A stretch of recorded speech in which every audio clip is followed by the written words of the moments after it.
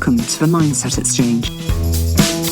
This episode is another compelling dive into the untold stories and challenges faced by those in the healthcare industry. Today, I have an extraordinary guest, Liz O'Riordan, a dedicated breast cancer surgeon whose journey is nothing short of inspiring.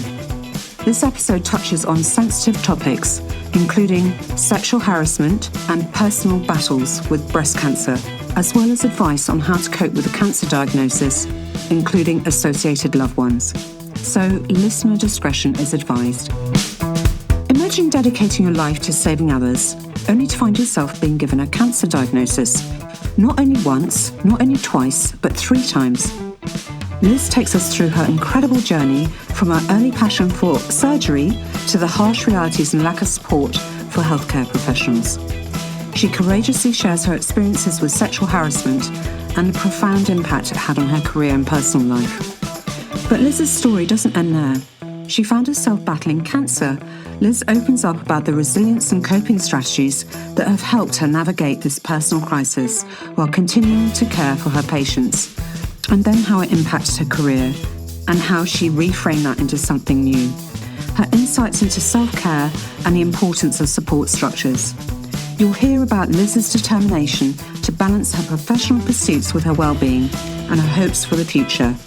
Most importantly, Liz's message is one of hope and community, a reminder that no one has to face their struggles alone. So whether you're a healthcare professional, someone facing personal challenges, or simply looking for a dose of inspiration, this episode is for you. Join us as we explore Liz's remarkable story of resilience, strength, and hope. Here goes. Thank you for your time and for being here today. Thank you for having me. I can't wait to chat. It's going to be such a good one. I'm really excited about this. And it really is so lovely to have you here. The work you do is so incredibly selfless that I am sure thousands of people really appreciate your work. So I was having a read of your second book, Under the Knife, last week, Liz, and it resonated with me on so many levels, both as a healthcare professional, but also having been a woman working in healthcare. So what I'd like to ask firstly is what inspired you to pursue a career in surgery? Well, my dad was a surgeon and my mum was a nurse, and I just loved medicine. I was fascinated by the human body. I loved the idea of making people better. And I was lucky to have surgical work experience in the sixth form, and I just loved this. You open someone up and you take something out and you make them better. And it didn't matter what surgery I was watching, I just knew I had to wear pajamas and be at that table. It's like a passion, isn't it? It's an energy. Yeah. To you. It's a really hard career choice as a doctor to go into. There are a lot of exams that go on into your 30s. There's lots of homework and audits and journal writing. It's long hours. There's a lot of emotional toll because patients die and you can do the wrong thing and you have to break bad news. And it's exhausting and it's draining, but it is so rewarding when it goes well. Yeah, I can only imagine. And we'll touch on that in a minute. And I'd also like to point out for any of those listening that it took 20 years for you to become a consultant, didn't it? Yeah, that's right. From going to medical school to starting as the boss. Yeah, no mean feat. So if we're talking about your surgical career before we start going into other areas, would you mind sharing some of your most memorable moments from your surgical career? Oh, gosh. So I guess I'd been a junior doctor for 1 week and I was doing pediatric surgery. So that's the surgery of children. And on my 3rd day of the job, my boss said, "You're going to take out this 11-year-old boy's appendix." And I was like, what? You normally have to wait 2 years to do that. And I remember standing at that table and him giving me a scalpel. And I had no idea how thick a little boy's skin was. Does it feel like cutting through butter or is it like a sponge? And how deep do you go? But the anatomy I'd learned was there. And it was just incredible to see, oh, that's that muscle and that's that muscle. And then you put your finger in and you're wiggling around and you feel the appendix. It's like, oh my God, this is amazing. Just so many little things like that. And I remember seeing an old man come in with shortness of breath through a casualty. And I looked at his fingers and he had a sign that you can get with lung cancer. And I just thought, oh, I wonder. And I listened to his chest with a stethoscope. And normally you can't really hear much, but I thought, there's something different here. And I thought, I actually think he's got a lung cancer. And I'm excited because as a junior doctor, it was incredible to pick this up. And the chest x-ray showed that he had. And it's like, wow, medicine works. This is incredible. Yeah. And there were so many highs and lows and funny stuff and the stories that you tell. But for me, it was just that magic of everything I've learned. And when you sit, they say you should be able to tell what's wrong with the patient from talking to them. And then you do tests to back that up, and then you operate to fix them. And just that feeling of, wow, it's like the most incredible logic puzzle that you get to fix and make people better. I can hear that enthusiasm and passion in your voice, Liz. It's like what I'm hearing is it's like you're a detective, but also it's about listening to your patients or your clients. Yeah. Now, one of the things you touched on very briefly earlier was, and I don't think it's commonly talked about enough actually, and I've also touched on this briefly in another episode, is how healthcare professionals just aren't supported enough in their working environments and are just expected to cope often, no matter what is thrown at them or what they experience or see. Almost as if you aren't human, and as you put it in your book, you have to put on a mask. Yeah. Would you mind talking me through how this has been true for you, Liz, if that's okay? Yeah. So I started working as a junior doctor in 1998. Mobile phones didn't exist. The internet was barely a thing. You didn't have these instant WhatsApp social networks to go through. And as a female surgeon, I was the only woman female trainee, and I didn't work for a woman until I'd been training for 10 years. And it was long hours. We did the 100-hour weekends. You know, you'd go and work Friday morning, you'd come home Monday evening, and you'd be back in again the next day. And we were busy. There was a lot of things we did where you'd read how to do it in your textbook and go and do it on a patient because your colleague was too busy to show you. It was like, just read this. It was draining. And as a 23-year-old, you're seeing children die in A&E and you're having to tell people on the wards that their mum, it was a lot. And you're told how to break bad news, but no one tells you how to cope. And it just becomes part of the job. You get on with it. And as a junior doctor, you think, how on earth is my senior doctor coping? Because I've just seen this kid die and they have to work. And then when you become that person, you realize you can't stop and cry because there's a room full of people. And it was only when I became a consultant breast surgeon and I was breaking 10 women a day, telling them they got cancer and had come back and they needed chemo. And that's when you feel the full responsibility because these patients are legally my care. And you go home and you think, how do I deal with this? As a junior doctor, I drank a lot and I partied a lot and that was my way of coping, but that's not sustainable. And I think counseling sounds like a great idea, but it's only relevant if you have that discussion at the time. An immediate debrief. How was that for you? A week later, it's gone. You're on to something else. And we don't talk about giving people the emotional resilience to cope with these very stressful jobs. Yeah. And this is one of the reasons I wanted to bring this up because I know it's an area that you feel passionately about. It's an area that I feel passionately about. And I don't know if you've had time to find out a bit more about me, but during the pandemic, I set up and ran a peer support group for clinicians suffering from anxiety and stress throughout the pandemic. And evidence shows us that peer support is really, really helpful. But there, as you said, there just isn't time for that peer support. And it's something that maybe needs to be highlighted and think about ways that can be positively put in place to help support people. And I'm sure it doesn't just happen in healthcare, but we're talking about healthcare today. And we'll touch on that in a second, if that's okay, Liz. Another area you're open about in your book is the sexual harassment that women got working in healthcare and the pressure it put on you, particularly as a woman training in medicine in order to progress your career. And we know that this is something that you feel strongly about and wanted to touch on as well today. What comes up for you when I mention that, Liz? Oh, gosh. It brings back a lot of memories. And there's a lot that happened to me that I couldn't put in my book. For legal reasons. I didn't want anybody to be identified. Things had to be changed. I didn't know it could happen, and I thought it was normal. When you are in an operating theatre with a patient on the table and someone touches you up or says something inappropriate, and no one else in that room says anything, you kind of think, oh, this is accepted. And you don't want to say anything because there's a patient on the table awake, and if the person doing it is your boss, at the time, you needed your boss to write you a reference for the next job. And if you say, you can't touch me there, then they may never let me operate for the rest of that job. And I need to operate to tick the boxes to get the exams. And it was just this I felt alone and isolated. There weren't many other women doing surgery in my career. We were all so busy on calls that we couldn't talk to each other. You just accepted it was normal. You were fodder. And it got to the stage where I would invent a raucous sex life that I could talk about to get them off my back. So they didn't see me as prey. I was one of the lads. But then I became one of the lads, so the sexual banter got worse. And it was like, I don't know how to be me. And I took 4 years out of medicine to do a PhD just to get a box on my CV. But when I came back, those 4 years out had given me, I think, that emotional intelligence to say, right, I now know where my lines are. Yeah. And luckily, I never work with men who harass me. A lot of it's who you work with. Yeah. But even now at the time, you can think of a witty repartee, but when it's happening to you, it's that goldfish moment. I can't believe they've just said that and they've gone on, what do I do? And now I've let them get away with it. They think they can do it again. And it's heartbreaking to know it is happening today.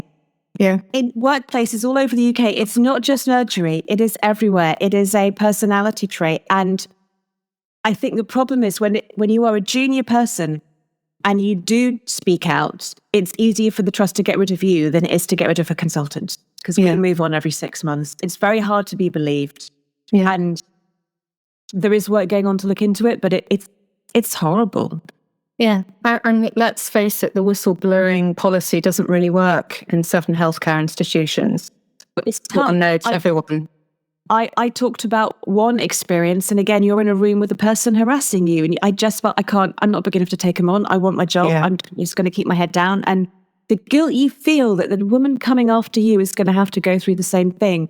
But if you do whistleblow, people talk. You're that difficult woman. You can't say anything to her because she'll have you up in front of the GMC. It's really, really hard. I'm now trying to get the police involved to investigate these and try and have them investigated independently. So no one has a stake in the game when they are seeing what really happened. Yeah. And I'm sorry that you went through this experience. And I'd love to say that it was just you, but unfortunately, as you know, it hasn't been. And a lot of people I know, and myself included, have had experiences. But moving on from that, what support did you find to help you when you were going through this? I guess it was going out and drinking with the colleagues on the nights that I did see them, because you are so busy on the wards. You don't see your friends during the day. You're just running around like headless chickens. You don't really have social networks. And because I was moving, we all lived quite far apart. You were really quite isolated. And again, these are the days before mobile phones. It was like, I'll call you on the phone. Are you in? Are you on call? It was very lonely. You didn't know who to turn to. I didn't know there was support available. I didn't know I needed support because I just thought it was normal. And looking back now, you can cringe and think, God, why did I let myself get away with that? But when your job depends on these men and these women, because it's not just sexual harassment, it's racial, it's discrimination, it's everything, you are stuck. That's the And I think we also need bystander training. So if you witness it, you know safely how to say something or how to report it. Because they say, the standard you walk past is the one you accept. And we've all seen it and not spoken up because we're so scared. And I think we need to make it much easier for people to say, actually, this isn't on, not in my operating theatre.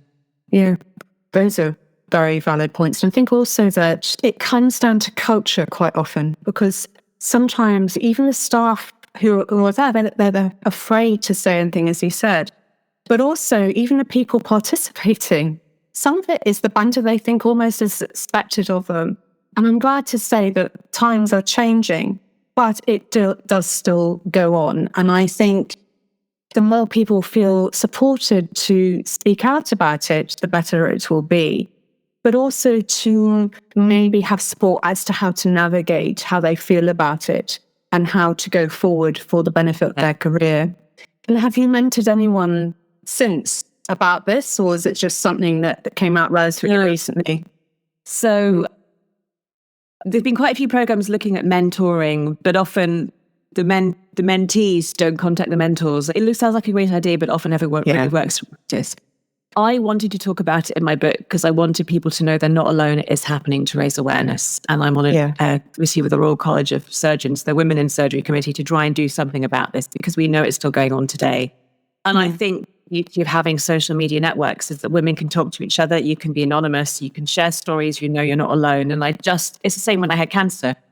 Reaching out to other doctors with cancer, knowing I wasn't alone, knowing that they got what was going on was the support that I wish I could have had when it was happening to me. Yeah, yeah. it's that peer support and speaking out, because the more you speak out, the more you'll realise you're not alone. It's safely, because that's the problem with social media. Anything you post, even an Instagram story that lasts 24 hours, can be screenshot. And if you go online and you say something, that can be held against you in future interviews. So be really careful what you put out there, because it can come back to bite you. And we don't get training in social media. And I think that's something maybe that should be part of student training updates. But moving on from that area, and thank you for sharing what you did, Liz. Touching on the cancer, in the intro, I've talked about the fact that you've had it not only once, but twice, and now three times. Three times, yeah. What is it like to go through, if you don't mind sharing, what is it like to go through a serious healthcare prognosis or condition? How does it impact you to begin with, would you say? Well, I think part of me still thinks I'm in denial, because as a consultant breast surgeon, I've looked after women with breast cancer who died, and I cannot see myself in their shoes, but I do see myself in their shoes. I was 40, I'd been married for a couple of years, I was fit, I was healthy, I had the world at my feet, and a week later I was having chemotherapy. Good. And it stripped me bare. I lost my pride, I lost my dignity, I lost my fertility, I lost my femininity, my sexuality. I ended up losing my career, my financial independence, the grief, and the chronic side effects, the collateral damage of cancer treatment. It changes everything, emotionally, physically, mentally, spiritually. And as a breast surgeon, I didn't know any of that. I was mainly focused on doing the surgery and seeing them at the follow-ups, but I didn't know what it was like to live and survive with cancer. And it's been completely eye-opening. How hard it was for my team to treat me as a colleague, how hard it was for my husband and my family and my friends to cope with what was happening to me. It just changes everything. And I am a very different person now to the surgeon I was back in 2015. And not just having gone through all of that once, but then twice and three times. I want to touch on the mindset around that, because obviously you've mentioned how life-changing it is and how it is ongoing, the treatment, and the side effects and the implications that I think people don't really recognize about how life-changing it is, or consider the financial implications as well. So thinking about that, and the first time you were diagnosed, and even the second or third, if someone is going through this and has been recently diagnosed with a terminal prognosis, do you have any hints about what helps you keep resilient, or what does continue to help you keep resilient? I think stuff is going to happen to you, and you have a choice, but you have no choice but to go along with the treatment the doctors are offering to you. And you somehow find that mental strength to keep going because you have to. And it is amazing what the human body and mind is capable of. I think knowing you're not alone, there are now so many people talking about their experiences on social media and blogs that you can read and you find out. But there is a lot of scary stuff out there, which is kind of why I do what I do, to try and be the voice of common sense. But knowing you're not alone, and that people have got through this before you and they will get through this after you, and there is a lot of help available. So you are legally disabled for life, which means your employer cannot sack you. And working with cancer are a great group that help you get the coaching you need to go back to work on your terms. Because I had no idea. I was told I had 4 weeks phased return to full-time work. And I said, hang on, I've had my own cancer. I've been off for 18 months. Knowing there is help to cope with the symptoms and side effects, and reaching out for help, because I was very good at sitting home alone, feeling miserable during chemo, thinking I'm not meant to ask anyone because I'm meant to feel terrible. And actually, you can ask the nurses for help. There is counselling available. I think you just find a way through. I know that's not really helped anybody, but I can't put a finger on it. I just did what I did and I came out the other side. Yeah. And I think there are moments of joy and there are moments of happiness, even when you feel like this is the worst day of your life. The birds are still singing. There's always something that can just make you smile and remind you that there is life ahead. Oh. And did you find, outside the treatment, did you find things that you could do yourself to help proactively, to keep positive, to keep your energy levels up? Wow. So during chemo, it's really hard because you feel exhausted, but exercise was the one thing. And I never exercised at all, so it's crazy I'm talking about this now, but I ran, I swam, I cycled, I was in the gym on my good days. And that was when I was just Liz. I wasn't a cancer patient. And it was just that being me, and walking the dog was my mindfulness. That exercise has always helped me. And just being outside in nature, listening to the birds, getting out of whatever was going on. And also spending a lot of time not on my phone, because it's very easy to get into this doom scrolling of just negative. And I thought, I don't need this. I couldn't see life after cancer when I was going through treatment. It was only when radiotherapy had finished, and I thought, right, okay, can I go back to work? What am I going to do? And when I had my first local recurrence and I was forced to retire, I was then left at 43 thinking, well, who am I?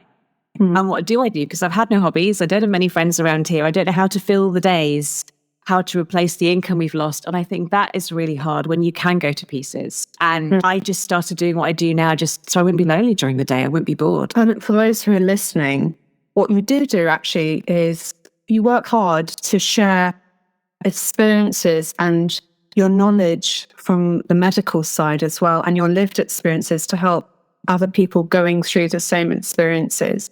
But that's pretty busy, isn't it, Liz? Yeah, it is. I guess at my heart, all I want to do is help people, and small animals and birds and hedgehogs. I want to help people. It's a classic cliche you're told, don't say this in a medical school interview. And by writing and speaking and podcasting and doing videos, it's another way for me to kind of be a doctor and fill that bit in my soul that needs to be fulfilled. Because the comments and the questions I get on a daily basis from people who are scared and terrified and don't understand. And I thought, well, if I can take a couple of hours out of my day just to explain what this means for them in simple terms, that I've helped a few people. But again, there was an article this morning in the press I need to talk about. And it's right, I need to find 3 hours to get the paper and digest it and script it. I kind of enjoy that. The PhD in me comes out, and I like that. And it is life-changing having worked for so long to do a certain career and then find that you can't for reasons out of your control. Yeah. But one of the things I want to touch on is actually when people are feeling this, is about doing things proactively that are within your control, and that can help. And also going back to what your why is. And what is so inspiring, Liz, is this is your why. You're using all this amazing knowledge to help so many people. But I just think a lot of people would have crumbled, and it's a credit to you, the resilience that you have.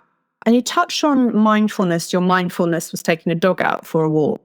And for those who don't know what mindfulness is, it's just taking a moment where you just stop and feel, use all your senses to be in that moment. And what that does is reduce your adrenaline and cortisol levels. And it brings down that anxiety and stress level, doesn't it, Liz? Yeah. Are there any other practices that you do from that point of view? So I think for me, I had to learn to be selfish, to learn to say no, and to learn to ask for help. Because I will say yes to everybody. And my problem is I say yes, and then I realize I have 50 things to do in 3 hours and there's no time for me. And I have to learn that I don't know anybody anything. I do this, I volunteer my time because I want to, but actually I need to look after me. So it is, and I struggle making sure I am eating enough protein and I am exercising and I'm getting enough sleep. And I have to recharge my batteries first. And this is something I'm always learning. And I've learned to say no, but in a nice way. It's actually, I don't have the time for this. And if I help you, it's not helping me. And I have things I need to do. I've been writing my third book and it's been really hard, but I can't do everything. For me, it's being out in nature. It's always being out in nature. I've got ducklings at the moment in front of me on the pond. I've started wild swimming. So I'm there in a river with the sun and the birds. For me, that is my sense of just touching base and reminding me who I am and what it's all about. Laughing with friends, you don't have it all the while. But I think for me, it's music and finding ways just to switch off. Yeah. I don't practice mindfulness. I tried the apps, but just because it's 3:00 on a Sunday afternoon doesn't mean I'm ready to be mindful. But it's kind of appreciating. Do you know what I mean? It's like, it's your calm space out.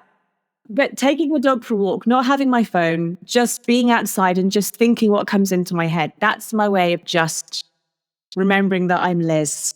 And I'm not defined by my cancer. And although the treatment makes me, I don't like the treatment more now, it doesn't define me. This is who I am. And then I think, what do I actually want to do with the time I have left? And if I want to spend the day on the sofa binging Bridgerton, then that is completely fine. I don't need to feel guilty about it. Absolutely not. And why not? So touching on the things that make you feel good and make you feel like Liz, what sort of support structures have you found really helpful going through all of this? I guess it's just me and my husband, really. A lot of my friends are hundreds of miles away. I've got a few local friends, but no one really close. That's just how my life's turned out. I've had some coaching along the way with some brilliant people that have just helped me when I've been stuck. But I've always been very, very independent. And I have an amazing network of people with cancer, doctors with cancer. I started a WhatsApp group, and that's been great to be able to talk about our experiences on both sides of the table. And knowing that I'm not alone, and knowing I have people I can go to with the crazy stuff in my head. When Mum was diagnosed with cancer and died, the hospice were great and gave me free grief counselling. And that was really, really helpful to help me process what had gone on. And every once in a while, I will go back to therapy because there's a lot I keep in my head because of my both experiences. And I need to be able to tell someone about that, but not worry how they'll feel when I leave the room. Because I don't want to tell my husband how I'm really feeling at times because I know he'll feel upset and then I want to help him feel better. But I don't need that. So for me, talking therapy has been really, really helpful.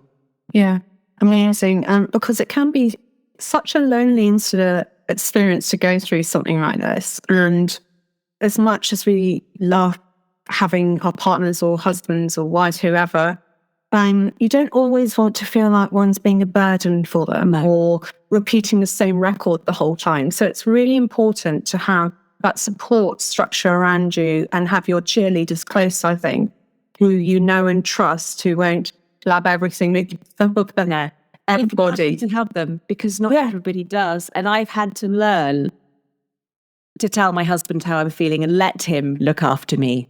It's not my job to deprive him. It's his job to decide what he does. And that, again, as someone who's so blooming independent, that's been hard to learn. But not everyone is lucky to have those support networks. And I think one of the problems with having a chronic illness is you get survivor's guilt. You see people die and you wish it was them and not you. And they may be having completely different experiences and you can feel guilty or jealous, you want what they have. Just because someone's got the same illness as you doesn't mean they can support you. And I think it does take time to find your tribe. Yeah.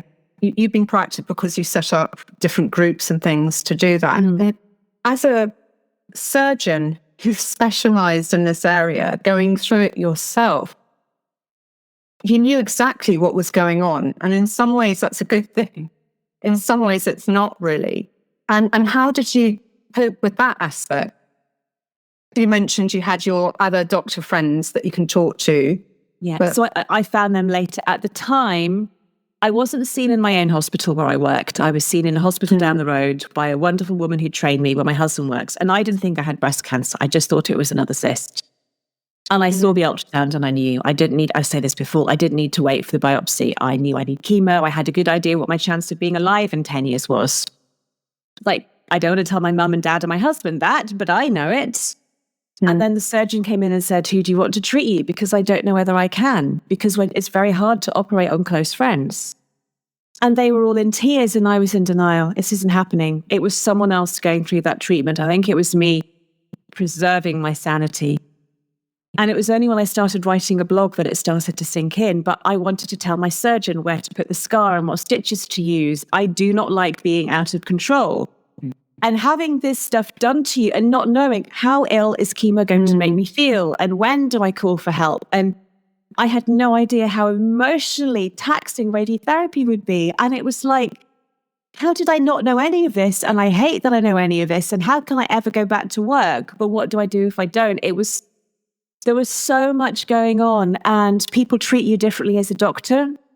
But actually you're just a scared patient like anybody because you've never been in that place before. Yeah. And it's hard as doctors treating doctors because you want to fluff over stuff because you assume they know. But I say, don't. You have to treat us just like a patient and say, I'm going to treat you as if you know nothing and tell you everything so I don't forget anything.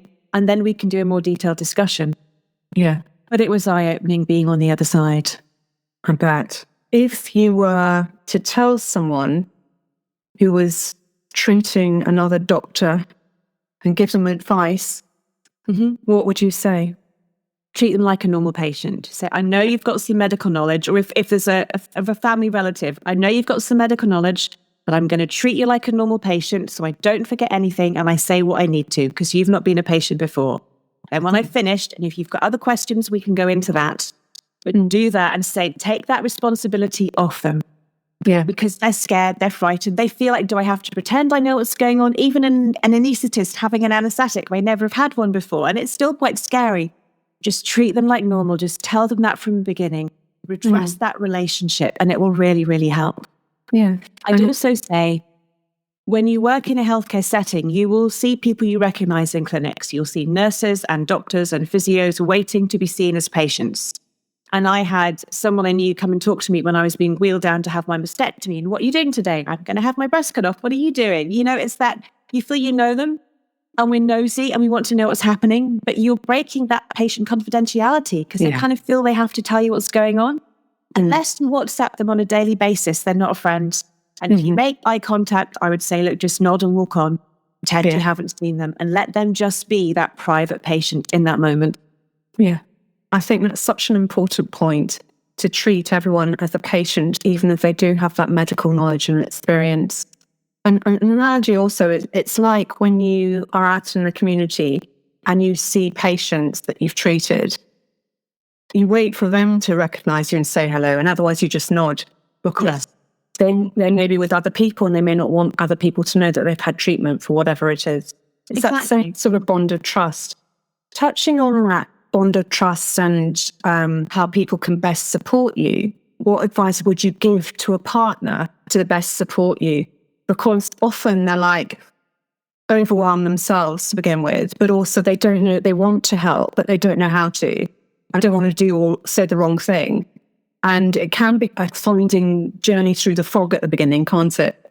Yeah. And again, it depends on what your relationship with your partner is like. So Greg Wise talks about the circle of SHIT. The person in the middle with the illness can throw all their emotion out.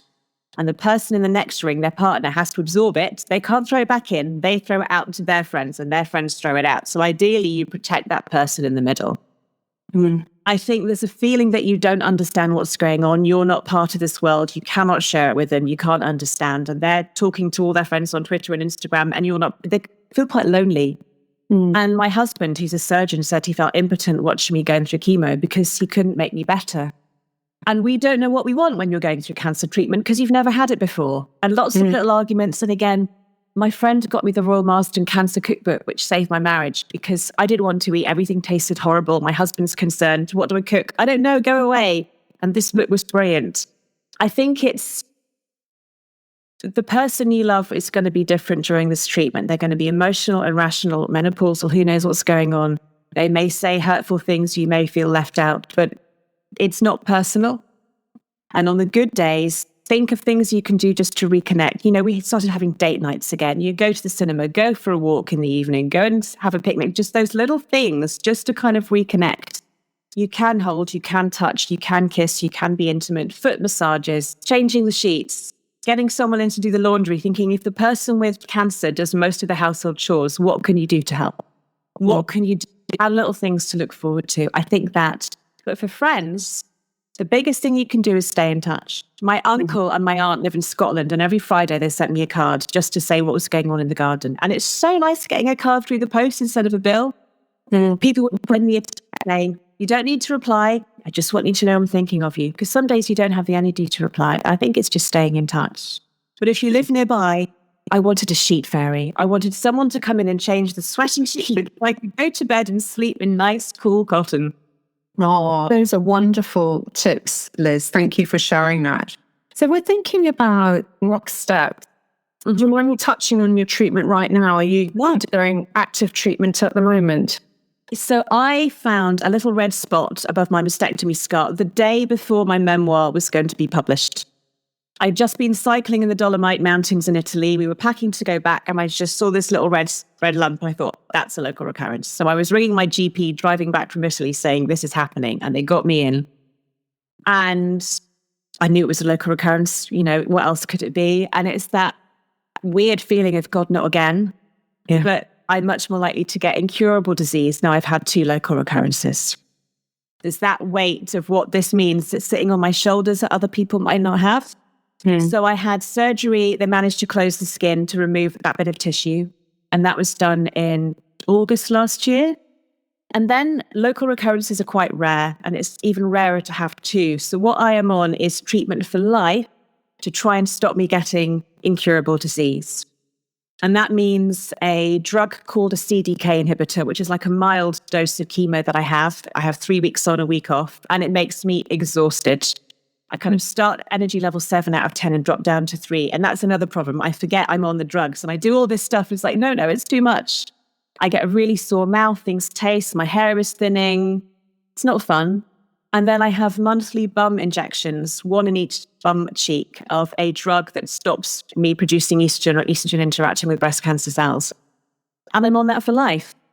And I have my bum injections 100 yards from the room where mum died of cancer 18 months ago. And it's hard not to feel sorry for yourself when it's treatment week, but I'm still here and I'm still alive and I can still do stuff. I just need to learn to calm down a bit. It's all so natural, Liz, and I can't imagine having injections right next door to where your mother died as well. That must be so tough. What do you hold in your mind when you go in, just to keep that going? It's easier if they're not busy. I mean, the nurses there are incredible, but we are giving chemo to more and more people now. I mean, even with breast cancer, we are giving more women chemotherapy before their surgery. So they're busy. And when you're in there for 2 or 3 hours waiting, that's when your mind goes back. You remember being in the chair. I'm often the youngest person in the room. So that pity story, you feel sorry for yourself. The nurses hate giving me injections. Most of the time I'm fine, but the one at Christmas was a day after she died a year ago. And then last week, it was a nurse who was looking after mum as she was dying. And it was lovely to talk to her. I gave her a huge hug and said, thank you. But it's just, oh. But then someone said, mum's there with you. She's holding your hand whilst you're dropping your trousers and doing this. And it's that kind of, she's with me to say, I'm here, you've got this, you can do this. Because she was so cheery when she lost her arm. It's a mental roller coaster.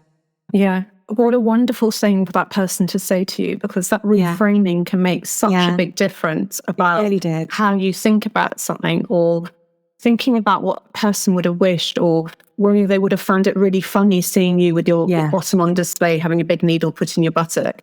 There was a video online. On social media, you're really sharing it so people have a really huge awareness of what's going on. So before I had the injection, I was looking for blogs. What is it like? How painful is it? What do you do? All I could hear was negative. I thought, right, if someone like me is going to start, this is what it looks like. This is what it feels like. That may just help someone feel a little bit less scared, because I know I was terrified. Or having a 3-minute injection in your bum. Ow! Yeah, painful. And is it in both butt cheeks or just one? Yes. So, oh, gosh. So, and the other one's coming. Yeah. Yeah. Got walnuts developing on each side. So, incredibly brave, really, especially when you know what's coming. And people often say we're brave, but I don't think we are. I think you're brave if you choose to do something scary or dangerous. We don't have a choice. We have to turn up. And that's a really good point, Liz. Brave. I'm not brave. I'm just having treatment. I don't have... Yeah. Soldiers going into battle are brave. Mm-hmm. I don't have a choice. This battle came upon me. It's like the language we use to describe cancer and chronic illness. I think people say we're brave because they can't imagine doing it. Oh my God, you're so brave for going. And I guess there is a bit of it, but... Yeah. But I guess, is it because I know I have to do this because this is what's helping me and it's going to help me live longer? So it's a very different mindset. Well, I hope it will help me live longer because the cancer will still come back. But it's like, this is the treatment that I choose to have to stay alive for as long as I have. Yep. So it's gone at the moment. Yeah, I'm cancer-free at the moment. I hope it will stay that way. But So if we think about slightly different, let's think about the future. What are your hopes and goals for the future? Both personally, professionally? So I'll do professionally. I've just submitted my 3rd book, which is about cancer myth busting, which should be coming out next year. I want to write a crime thriller. I've got ways trying to work out how to kill someone on a train. I want to really focus on the videos. I'm really enjoying breaking down science into clear, easy to understand stuff and finding props in my house that I can use. So I'm really, really enjoying that. But I think it's spending half the day for me and half the day for other people, and actually getting, so I'm 50 this year, getting really good healthy habits in place. So when my next deadline doesn't come, I don't throw everything out the window. Getting fit, getting strong, enjoying holidays, meeting up with people on Twitter I've never met before. I think just having a bit more fun and giving myself a break. I've spent 9 years working for free to still be a doctor online. And I think it's enough to step back and say, actually, I'm just going to take a break and have a month off and do something crazy. It's that balance, isn't it, of having fun and doing things for yourself. Yeah. To counter out the passion, isn't it? I love what I do, but it never ends. It's like being permanently on call. You get messages all the while. You think, yes, I can help you, but actually it's okay to say no. And again, it's being selfish, learning to look after yourself. It is more important for me to go for a jog and walk the dog than it is to do a quick video on this to help that one person. I was having a conversation this is quite a few years ago, with a client about what you do when you spend too much time on your phone. And it's quite tricky, I think, when one's in the media, when one's doing something like this that is so important and one feels such passion for, just to switch off. And plus the battles, as you were saying, was learning to say no to people. But do you do that thing where you go, right, phone's being switched off, I'm going to physically put it in another room, or what do you do?